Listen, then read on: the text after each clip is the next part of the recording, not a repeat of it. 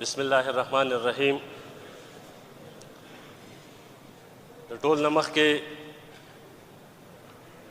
زه د خپلې حلقې د باجوړ د غیرتي ولس د مشرانو د علماء کرامو د ځوانانو د خویندو میندو شکریا ادا کوم چې هغوی په موږ باندې باور وکړلو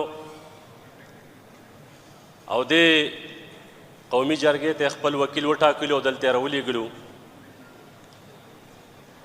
جناب سپیکر صاحب، زه د خپل ګوند عوامي نشنل پارټۍ د صوبایي او مرکزي قیادت هم شکریا ادا کوم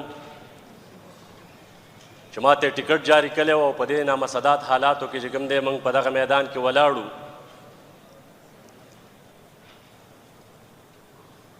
په ټول پاکستان کې جنرل الیکشن شوی دی سپیکر صاحب، یا به زموږ د خاورې بدقسمتي یا به زموږ د دې وطن بدقسمتي د دې قام بدقسمتي به چې په پښتونخوا کې او په ایکس پارټا کې چې کله انتخابات کیږي نو بدې پیښې پکې مخې ته راځي. دا وارم چې انتخابات کېدل د الیکشن نه 13 ورځې وړاندې یوه بده پیښه وشوله. زموږ د وطن پکې 4 ډېر درانه مشران، سابقه سینیټر هدایت خان او نور 2-3 ملګري دا شهیدان کړلی شو. د هغې بدې پیښې په وجه باندې په ټول الیکشن پروسس باندې اثر ولوېدلو او یو ویر او خوف پیدا شولو. د کوم ویر او خوف ختمولو لپاره چې موږ مسلسل په ولسونو کې جدوجهد کوو، ګرځو، جلسې جلوسونه کوو چې دا ویر او خوف ختم شي، چې دا قسمه واقعات پکې وشي یو ځل بیا چې کومه دی په وطن د بدامنۍ تیارې راخورې شي. دې وخت کې سپیکر صاحب زموږ ټول پښتون قام ته 3 غټې مسلې پیښې دي او دا مسلې په دې هاوس کې موجود چې څومره ممبران دي دا یوازې نه چې دا پوزیشن مسلې دي او د اقتدار والا نه دي، بلکې دا زموږ او ستاسې بطور قام شریکې مسلې دي. اولنۍ مسله د قام ته د بدامنۍ راپېښه ده او بدامني صرف په پښتونخوا کې بدامني ده. که څوک دا خبره کوي چې بدامني د ټول ریاست یا ټول پاکستان مسله ده نو دا دروغ وایي. د تیر یو کال ریکارډ دی راوباسي چې 99% واقعات په پښتونخوا کې شوي، په نور پاکستان کې چېرته واقعا نه شوي. دا نه چې ګنې موږ په دغه باندې خوشحالېږو چې بل وطن کې داسې واقعات وشي، خو نه، موږ ته هم دا احساس کېږي چې ولې په پښتونخوا کې مسلسل بدامني ده. او د بدامنۍ د وجې جناب سپیکر صاحب زموږ د وطن معیشت هم خراب شو، زموږ د وطن سرمایه‌داره، کارخانه‌دار او سرمایه‌کار دا پښتونخوا وطن پرېښود او لاړ سیب صوبو ته، پنجاب ته منتقل شولو، هلته یې خپله سرمایه‌کاري وکړله. که دلته کم سرمایه‌دار پاتې دي هغه هم تنګول کېږي په مختلفو طریقو باندې. د بتو کال ورته میلاویږي، تحفظ چې کوم دی ولس ته نشته دی. تر ټول نه غټه مسله د دې قام او د دې خاورې دا بدامني ده. د تیر 40 کال نه عمومي طور او تیر 20 کال نه خصوصي طور پښتونخوا په خصوصي توګه باندې قبایلي اضلاع NMDs پاکې د بدامنۍ دغه لهر مسلسل روان دی. یو طرف ته بدامنۍ وواللو، بل طرف ته چې کله په 2018 کې 25 ترمیم وشولو او د هغې دپاره سیاسي پارټو ډېر طویل جدوجهد کړی او ډېر لوی قربانۍ ورکړې وې، نو د قبایلي اضلاع د ولسونو سره چې کومه دی څه کمیټمنټ وشولو، څه وعدې شوې وې. که د 13 او 1 کال نه خو د قبایلي اضلاع په تیاره کې ساتل شوې وې، FCR پې و، تور نظام پې و. بیا چې کله دغه FCR ختم شو، سیول لا او آئین هلته ایکسټینډ شولو، نو دا فیصله وشوله چې دا اضلاع به چې کومه دی د ډاون ډسټرکټ په شان راوچته و، د ترقۍ په مد کې به دلته موږ کارونه کوو. جناب سپیکر صاحب 1000 ارب روپۍ د دغه دپاره پروګرام جوړ کړی شوی و. 2018 نه واله 2024 دی، 6 کاله وشولو. د هغې فارمولې تحت پکار دا ده چې 600 ارب روپۍ په قبایلي اضلاع باندې لګېدلې وې. قبایلي اضلاع چې ریاست یې بطور بفر زون ساتي، توجه یې ورته نشته دی، نو دغه شان اوس د میرنۍ مورسلوک پښتونخوا حکومت هم کوي. پکار دا ده چې پښتونخوا حکومت له اول خپله برخه چې کوم دی راغیستې وې، هغې د قبایلي اضلاع ته ورکړې وې، او د هغې نه وروسته دا د پښتونخوا حکومت د وفاق سره چې کومه دی زموږ دپاره جګړه کړې وې، او چې زموږ په NFC واټ کې کومه 3% برخه کېږي چې هغه برخه یقیني کړې وې او په دې قبایلو باندې لګېدلې وې. وطن مې د جنګ دپاره استعمالیږي، اینه خو مې تویېږي، خو د ترقۍ خیال راته بیا د چا نشته دی، برخه مې بیا په دا کې نه رسېږي. او چې کله امن پاڅون کوم، د ریاست نه امن غواړم، د ریاستي ادارو نه امن غواړم، نو کله را باندې بیا یو نوم لګئ او کله را باندې بیا بل نوم لګئ. او تاسې وکتل چې په بنو کې ورسره څه واقعات وشولو. جناب سپیکر صاحب، زما به د حکومتي ارکانو هم دغه اپیلي چې دې قومي مسلو ته به چې کومه دی موږ او تاسې به طور قام ودرېږو. که موږ او تاسو ته به طور قام ونه درېږو، 15 کروړه پښتانه چې کومه دی دې اسمبلۍ ته ګوري، دا اسمبلي به موږ د دې مسایلو نه خلاصوي. خو که چېرته موږ دغه قام د دې مسایلو نه خلاص نه کړو، د خدای شته دی چې هر سړی خو به په خپل خپل ځای باندې سیاست وکړو، خو کردار به ما کردار پاتې نه شي چې هغه د تاریخ برخه شي.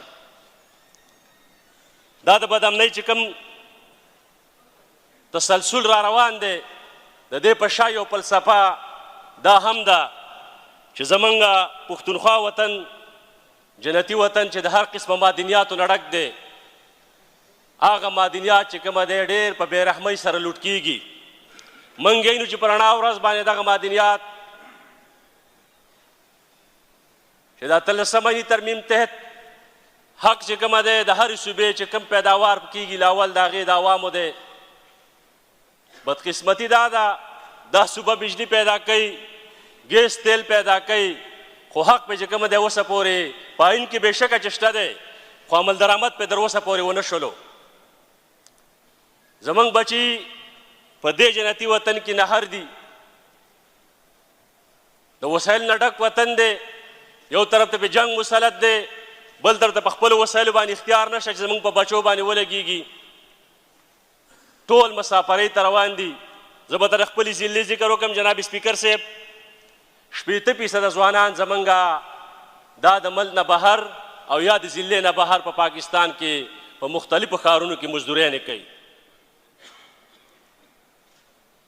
اوس دا سهولت د روزګار سهولت دا په هغه وطن کې ولې نه برابریږي؟ دا بنیادي سوال دی چې معدنیات زما د خاورې را پیدا کیږي، وسایل زما په خاوره کې موجود دي، بجلی د دې پښتونخوا پیداوار دی، نو کارخانه ولې په باجوړ کې نه لګېږي؟ بیا که دا بنیادي وجه چې دغلته بدامني ده، کارخانهدار کارخانه نشي لګولی، نو بیا زما په دې ریاست باندې یو سوال دی چې د دې ریاست کم پوجونه دي او کم انټلیجنس ایجنسیانې دي، هغه زمونږ او ستاسې تحفظ دپاره دي او دا د هغو ریسپانسیبلیټي ده چې دې قام ته تحفظ ورکړي.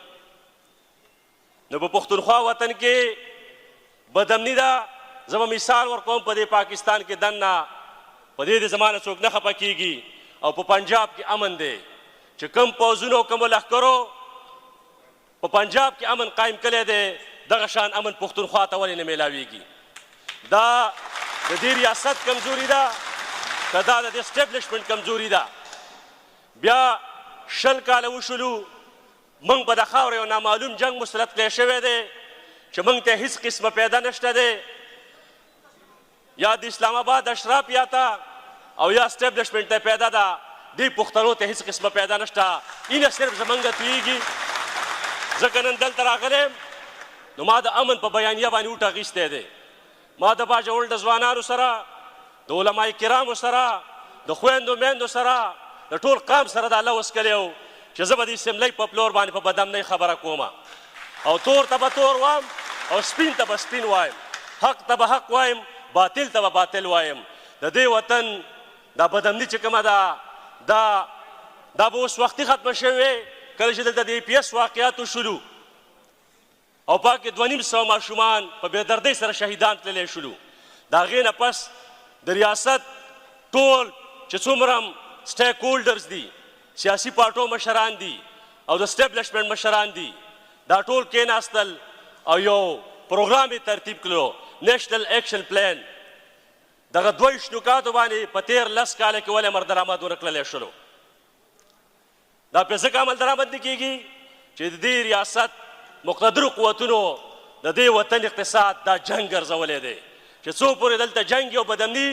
نو د هغوی اقتصاد به رواني چې په دې خاوره کې امن راشي نو د هغوی اقتصاد ته نقصان رسیږي دا ورته موږ وایو چې دا یو زرعي سټیټ دی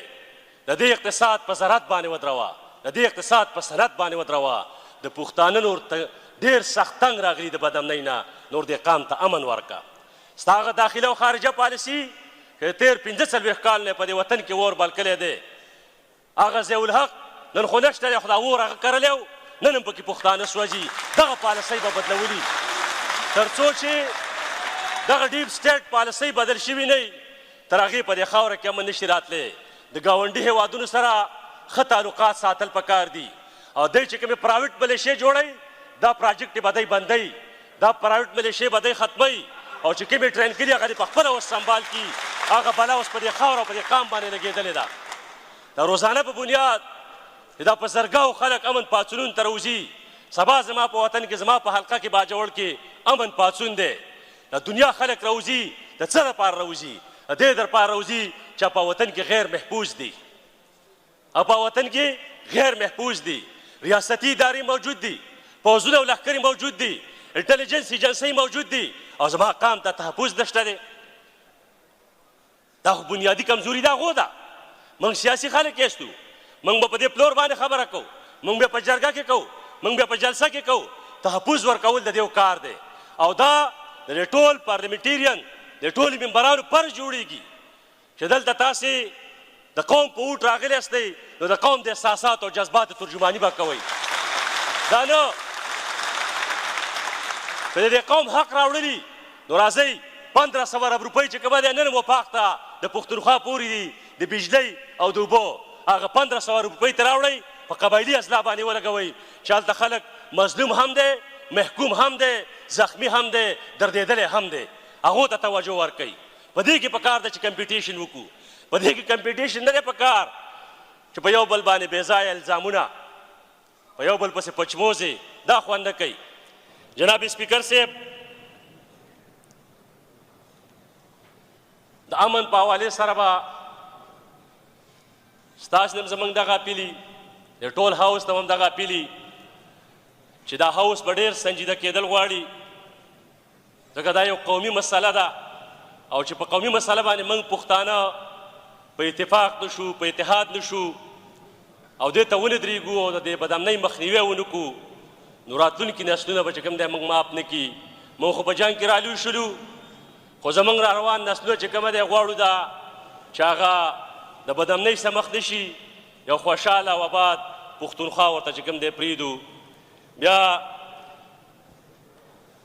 زموږ د الیکشن په دوران کې چې کوم شهیدان شوي وو د هغو دپاره هم دعاګوی یستو چې الله رب العزت والا په جنت کې اعلی درجات ورکړي بیا هم په هغه ورځو کې چې کوم دی زموږ یو ډېر دروند ملګری پښتون ملګری ملتپاله شاعر ګیلمن وزیر په اسلام آباد کې په بېدردۍ سره ووژل شلو چې هغه ته سیف سیټي ویلی کېږي تر نن ورځې پورې د هغې قاتلان ګرفتار نه کړلی شلو او چې د کم مقتول قاتل معلوم نه دا مشهوره معقوله ده چې ریاست د هغې قاتل دی نو په کار دا ده چې دا قاتلان د اوسه پورې پیدا کړي شوي وي دویم زموږ الیکشن سپیکر صاحب مسلسل په دې وجه باندې وروسته شولو چې په باجوړ کې چې کوم جنرال الیکشن روانو الیکشن کمپین پیک ته رسېدلی و په رڼا ورځ باندې د پاټک په بازار کې یو ځوان په بېدردۍ سره ووژل شلو ریحان زیب شهید هغه ته اوسه پورې انصاف میلاو نه شلو تعلق یې د پاکستان تحریک انصاف سره و حکومت د پاکستان تحریک انصاف دی 15مه میاشت ده په کار دا ده چې د هغه خاندان ته د هغه دوستانو ته انصاف ورکړلی شي چې ریحان زیب چا ولې او د څه دپاره په رڼا ورځ باندې وواژه د دې په شا باندې مقاصد څه وو په کار دا ده چې داسې قسمه واقعاتو له آزاد جوډیشل کمیشن جوړ کړلی شي چې دا قسمه واقعات وسپړي چې د دې په شا باندې مقاصد څه دي چې داسې قسمه واقعات کیږي زه ستاسې ډېره زیاته مننه کوم تھینک یو جناب سپیکر صاحب شکریہ